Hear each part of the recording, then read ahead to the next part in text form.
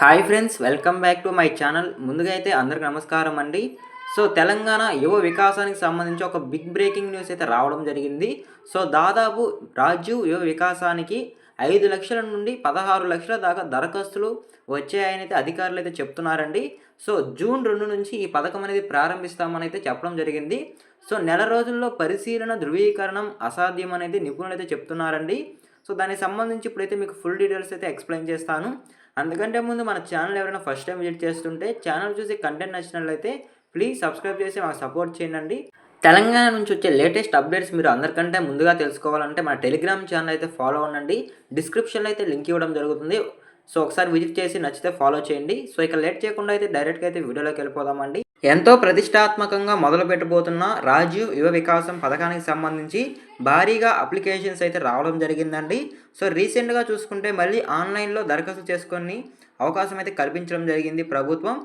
దాదాపు మొత్తం కలిపి 16,00,000 దాకా దరఖాస్తులు వచ్చాయని అయితే ప్రభుత్వ నిపుణులు అయితే చెప్తున్నారండి. నెల రోజుల్లో పరిశీలన ధృవీకరణ అసాధ్యమని అయితే నిపుణులు అయితే చెప్తున్నారు.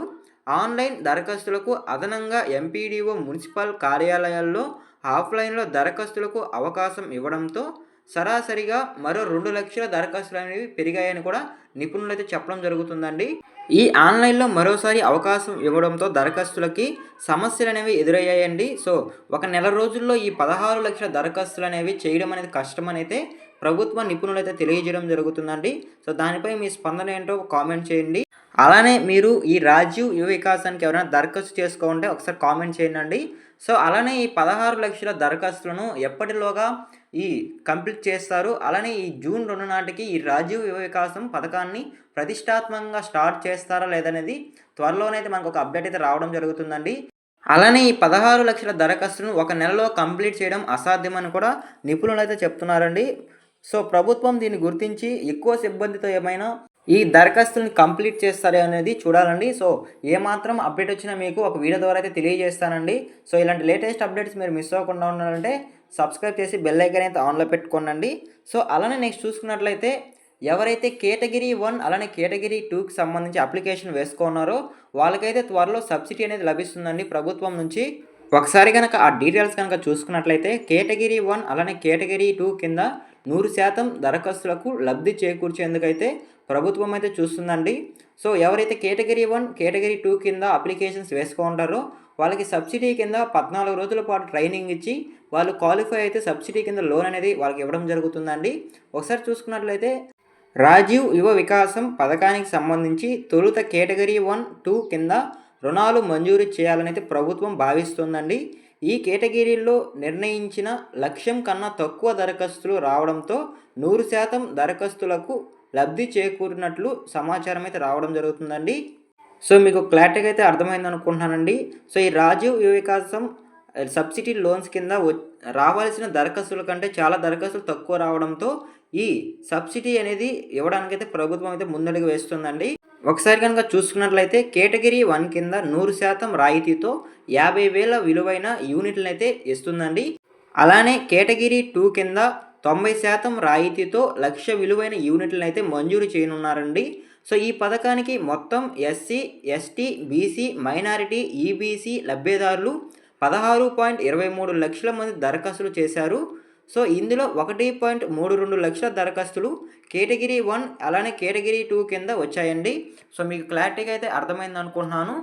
మొత్తం అన్ని కేటగిరీకి సంబంధించి 16,00,000 దరఖాస్తులు రావడంతో వీటిని కేటగిరీలుగా విభజించి కేటగిరీ 1 అలానే కేటగిరీ 2 కింద 1,32,000 దరఖాస్తులు అయితే రావడం జరిగిందండి.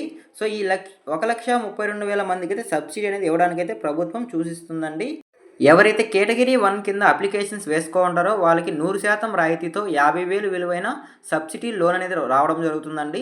అలానే కేటగిరీ 2 కింద 90% రాయితీతో ₹1,00,000 విలువైన యూనిట్లు అయితే రావడం జరుగుతుంది. మీకు క్లారిటీగా అయితే అర్థమైంది అనుకుంటున్నాను. అలానే మీలో ఎవరైనా కేటగిరీ 1 కేటగిరీ 2 కింద అప్లికేషన్స్ కనుక వేసుకుంటే ఒకసారి కామెంట్ చేయండి, నేను కూడా తెలుసుకోవడానికి అయితే అవకాశం ఉంటుంది. అలానే నెక్స్ట్ చూసుకున్నట్లయితే ఈ కేటగిరీల కింద 2.8 లక్షల మందికి సహాయం చేయాలన్నదే ప్రభుత్వ లక్ష్యం అండి. ఏవైతే 16,00,000 దరఖాస్తులు ఉన్నాయో వాటిలో 2.8 లక్షల మందికి సహాయం చేయాలన్నదే వాళ్ళ లక్ష్యంగా అయితే ప్రభుత్వం పెట్టుకుందండి. ఈ మేరకు ప్రభుత్వం అనుమతులు కూడా మంజూరు చేసింది. కాకపోతే ఇక్కడ ట్విస్ట్ ఏంటంటే ఈ 2.8 లక్షల మందిలో సగం కూడా దరఖాస్తులనేవి రాలేదండి. ఎస్టీ కార్పొరేషన్ పరిధిలో 2 కేటగిరీల కింద దాదాపు 62,000 మందికి లబ్ధి చేకూర్చాలని భావిస్తే కేవలం 4,000 మంది కూడా దరఖాస్తులు చేయలేని పరిస్థితిలో ఉన్నారని అయితే ప్రభుత్వం గుర్తించడం జరుగుతుందండి. అలానే ఈబీసీ కేటగిరీలోను 33,000 మందికి ఈ లోన్స్ అనేవి ఇవ్వాలనైతే లక్ష్యంగా పెట్టుకుంటే దాదాపు 2,500 దరఖాస్తులు కూడా రాలేదండి. మొత్తంగా అన్ని కార్పొరేషన్స్ పరిధిలో కేటగిరీ 1, కేటగిరీ 2 కింద నిర్ణయించిన లక్ష్యంలో సగం దరఖాస్తులు కూడా రాలేదు. దీంతో ఈ కేటగిరీల కింద దరఖాస్తులు చేసిన వారికి రుణాలిచ్చి మిగతా నిధుల్ని కేటగిరీ 3, కేటగిరీ 4 రుణాల కింద సర్దుబాటు చేసే లక్ష్యంగా అయితే ప్రభుత్వం పెట్టుకుందండి. మీకు క్లారిటీగా అయితే అర్థమైందనుకుంటున్నాను. ఇలా ఎందుకు దరఖాస్తులు తగ్గిపోయాయనే విషయానికి కనుక వచ్చినట్లయితే ఎవరు 50,000 విలువైన రాయితీ అలానే రూ. 1,00,000 విలువైన యూనిట్ల కోసం అయితే ఆసక్తి చూపించలేదండి. ఎవరైతే ఉన్నారో రాజీవ్ వికాసం పథకం కింద 4 లక్షల విలువైన యూనిట్ల కోసం దరఖాస్తులు అయితే అధికంగా వచ్చాయి. అందరూ కూడా 4 లక్షల లోన్స్ కోసం అయితే ఎక్కువ దరఖాస్తులు చేసుకున్నట్లయితే సమాచారం అయితే రావడం జరిగిందండి. దీని కారణంగా అయితే ఈ కేటగిరీ 1, కేటగిరీ 2 కింద దరఖాస్తులు అనేవి చాలా వరకు తగ్గిపోయాయి. మీకు క్లారిటీగా అయితే అర్థమైంది అనుకుంటున్నానండి ఈ దరఖాస్తులు అనేవి ఎందుకు తగ్గిపోయాయని.